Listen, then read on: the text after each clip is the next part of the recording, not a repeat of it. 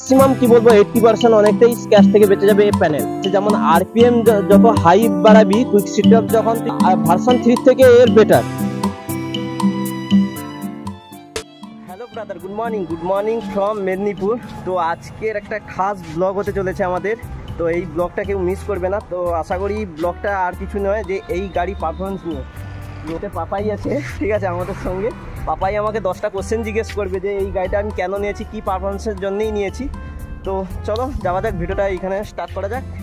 তো বাপন, তোমার কাছে ফার্স্ট কোশ্চেন, তো তুমি যে বাইকটা নিয়েছো তো এত দূর লং রাইড করো, তো মানে প্রবলেমটা কি বেশি? এই গাড়িটা নেওয়ার হচ্ছে সব থেকে ঝুঁকিপূর্ণ হচ্ছে রাইডার যে মানে পোর্শনটা, এটা হচ্ছে ভালো নয়। সবাই এই কথাটাই বলে যে 1 নম্বর প্রশ্ন এটা, যে আমি একদিনে যে তোরা তো ভিডিওটা দেখেছিস যে একদিনে যখন আমি 700 কিলোমিটার রাইড করেছিলাম, আমি ঘরে এসে প্রচুর মানে এই হাত পেন আর এইখানে আমি প্রচুর কষ্ট পাচ্ছিলাম। তারপরে আর কিছু মানে একদিন পর যেমন ইউজফুল যখন হয়ে যাচ্ছে তখন আর কিছু অসুবিধা না। খারাপ দিকটা তো বলে, এবার ভালো দিকটা কি হচ্ছে আর পারফরমেন্স, ঠিক আছে।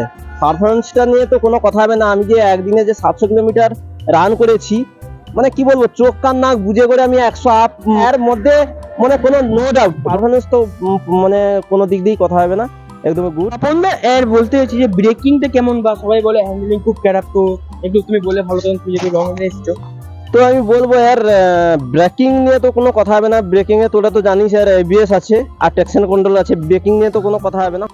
আপন তো সবথেকে যেটা বেস্ট কোশ্চেন, তো তুমি যে গেছিলে এতদূর, তো মাইলেজটা কেমন কি দিয়েছে? আগে বলাই ছিল, তুই যখন কোশ্চেন করছিস, তো আমি এই ভিডিওতে একবার রিভিউ দিয়ে দেবো। মাইলেজটা হচ্ছে আমি টোটাল আমার রান হয়েছে টোটাল আপ ডাউন নিয়ে টোটালে ওই 1600 কিলোমিটার মতো। তো তার মধ্যে অয়েল গেছে 3200 টাকার মতন অয়েল গেছে। তো মাইলেজ আমার মনে হচ্ছে হিসাব কাউন্টিং করলে ম্যাক্সিমাম 50 আপ করে মাইলেজ দিচ্ছে। তো মাইলেজ নিয়ে তো ভাই কথা হবে না, একদমই মানে কি করবো, 100% একদম মার্কস দেওয়া উচিত দেখে, যে মাইলেজ কিছুই কথা হবে না, ঠিক আছে। তো আপন দা তুমি এই গাড়িটা মিনিমাম 4000 রান করেছো, তো বলছি এর বিল্ড কোয়ালিটি কেমন, বা তুমি যে চালিয়েছো বা কমফর্ট দিক থেকে কি পাচ্ছ বা খারাপ দিক থেকে কি পাচ্ছ, ভালো করে বলতে। এই জায়গাটা যেমন চেনটা তো হার, মানে এখন তো বর্ষাকাল, তো বর্ষাকালের মধ্যে দেখো মানে 300-350 রান হয়েছে, ওর মধ্যে দেখ চেনে একটা রাস্ট চলে এসছে। এই হচ্ছে এর বিল কোয়ালিটি। আর অন্যান্য জায়গায় হয়তো বেশি কিছু একটা আমি লক্ষ্য করতে পারছি না। তো গাড়িটা প্রচুর ক্যাজরা হয়ে আছে, মানে বর্ষাকালের দিনে তো প্রচুর নোংরা হয়ে আছে, এটা আমি ভুলে যাচ্ছি। তো ব্যাটারি তো একবার আমার শোরুমে এখনো পর্যন্ত দেওয়া হয়ে আছে, আর ব্যাটারি মানে এখনো পর্যন্ত আমি পাইনি।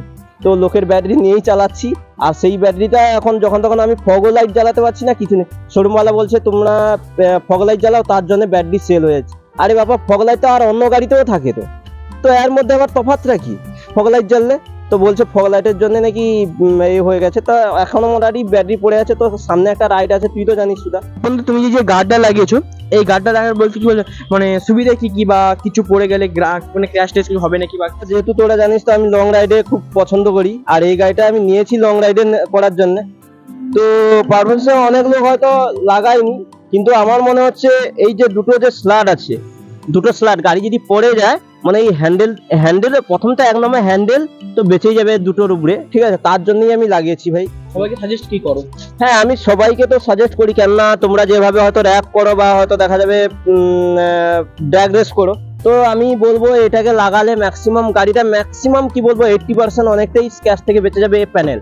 তো এই প্যানেলটাই বেঁচে যাবে, ঠিক আছে। তো আমি সবাইকে সাজেস্ট করবো লাগিয়ে নাও ভাই দুয়ার। আর যেটা ইম্পর্টেন্ট কোশ্চেন বাপন দা, যে এখানে এই যে কুইক শিফটার রয়েছে, এর পারফরমেন্সটা কেমন বা কেমন পেয়েছো কিছু?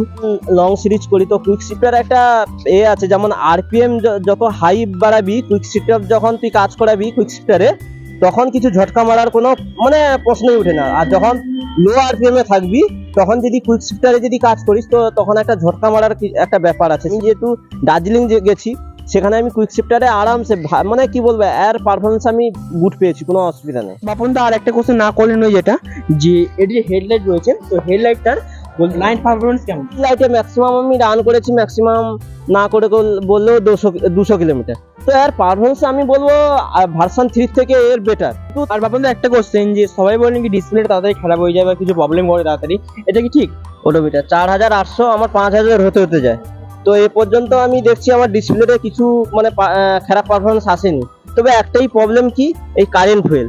এই দেখ এই যে কারেন্ট ফুয়েলটা, আমি কারেন্ট ফুয়েলটা দেখতে চাই যে যেমন আমি হয়তো ফাঁকে হয়তো রাইডে আমি আছি, কারেন্ট ফুয়েলটা আমি দেখতে চাই যে কারেন্ট ফুয়েলটা কত আছে। তো এটা আমার এক্সাক্ট দেখাচ্ছে না, ঠিক আছে, অনেক মানে বলবো। তারপরে আর ডিসপ্লে অনেক আমি লোকের ভিডিও দেখেছি, ডিসপ্লের জন্য নাকি অনেক প্রবলেম, মানে ডিসপ্লেতে কিছু একটা লাইট কাজ করছে না, ব্রাইটনেস কম। তো আমার কাছে এ পর্যন্ত নাইটে বলো আর ডেটে বলো আর বৃষ্টিতে ভিজলেও কেন আমার কোনো পারফরমেন্স খারাপ দিচ্ছে না।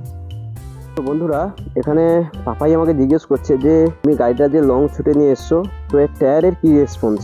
তো বন্ধুরা, তো এখানে টায়ারের যে রেসপন্স, আমি যে এতটা চালিয়ে নিয়ে এসলাম, এক হচ্ছে কর্নালিং। তো কর্নালিং তো মানে বলতে গেলে তো একদিক দিয়ে কোনো প্রশ্নই উঠছে না।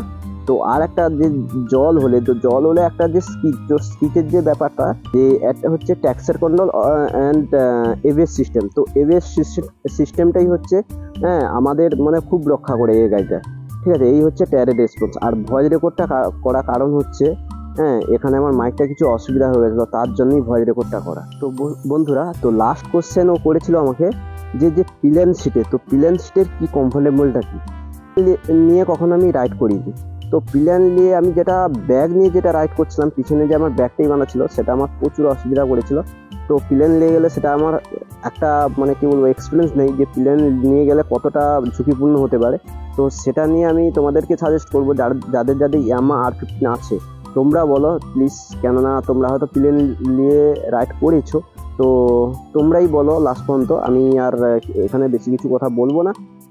তো বন্ধুরা, এইখানে আমি ভিডিওটা শেষ করছি। আর ক্যামেরাম্যান তো দেখে নিতে পারো পাপাই, ঠিক আছে। পাপাই আমাকে অনেকগুলো প্রশ্ন জিজ্ঞেস করলো। তো তোমরা আমার তরফ থেকে তো আমি সাজেস্ট করবো, তোমরা যদি লং রাইড যদি করার চেষ্টা করো, তো পাপাই আমি কি বলবো তোমাকে প্রশ্ন করছি, লং রাইড করার জন্য তো এই গাড়িটা বেস্ট হবে।